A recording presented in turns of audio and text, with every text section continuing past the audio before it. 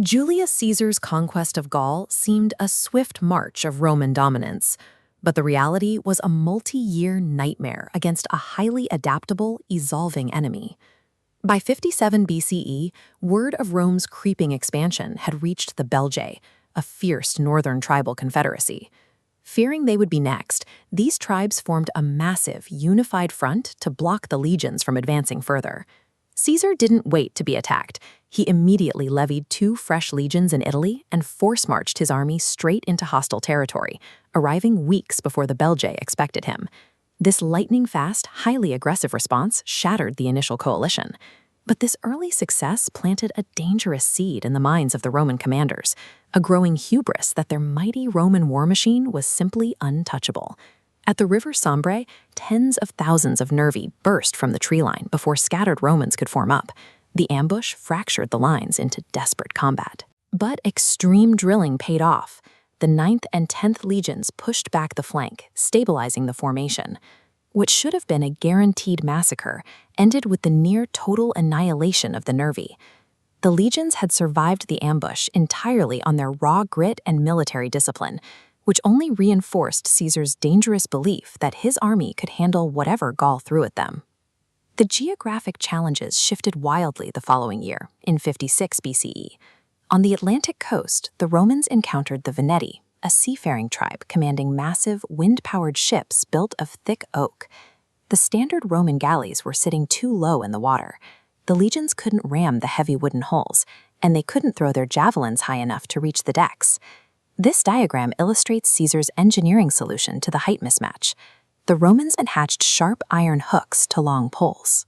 As they rowed past the Veneti ships, they snagged the rigging and rowed away at full speed, snapping the ropes and bringing the heavy sails crashing down. By 55 BCE, Caesar pushed the boundaries of the known world entirely, sailing for Britain.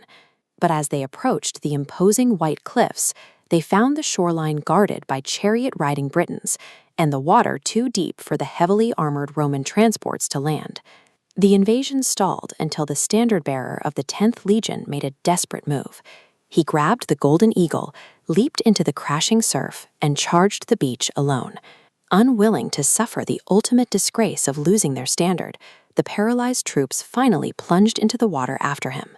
Overcoming deep water, strange ships, and hostile shores proved the legions could adapt to nearly anything. But this supreme confidence pushed them to overextend their reach, setting the stage for a reckoning. That reckoning arrived during the brutal winter of 54 BCE. Spread thin across Gaul to manage a grain shortage, an isolated Roman camp found itself targeted by a tribal leader named Ambiorix. Ambiorix didn't attack the walls directly. He used psychological deception.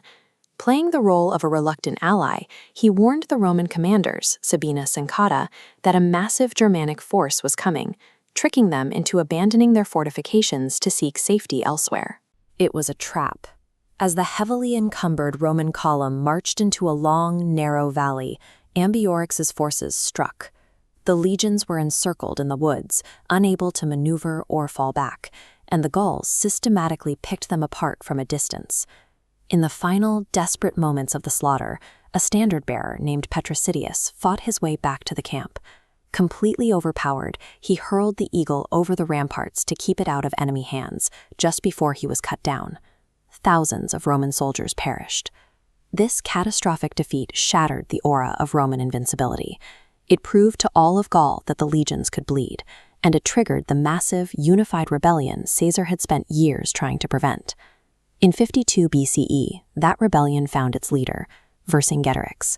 A charismatic Arvernian noble, he accomplished what no one else could, forging the notoriously fractured and warring tribes of Gaul into a single, terrifying alliance.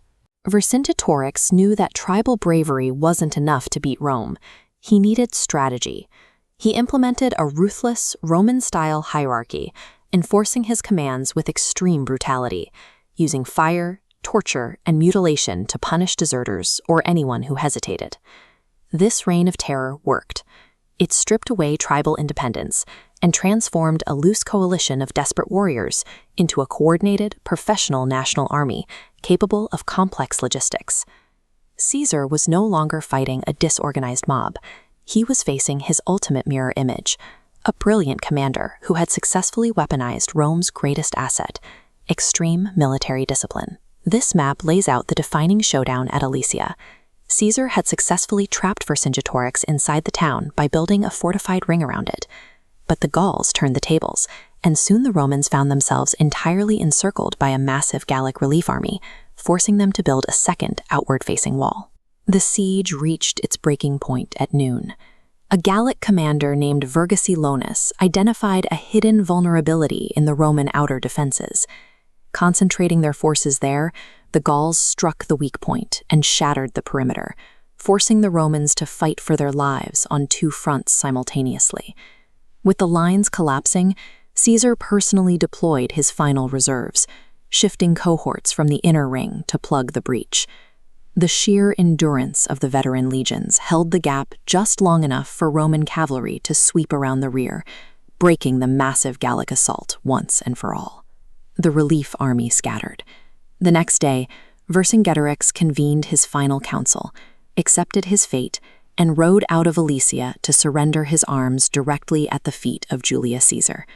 The relentless campaigns across Gaul had forged a specific type of military machine. By the time Vercingetorix surrendered, Caesar's legions had mastered naval warfare, survived catastrophic ambushes, and endured the engineering nightmare of a two-front siege. These were the battle-hardened soldiers who would follow Caesar across the Rubicon to dismantle the Republic.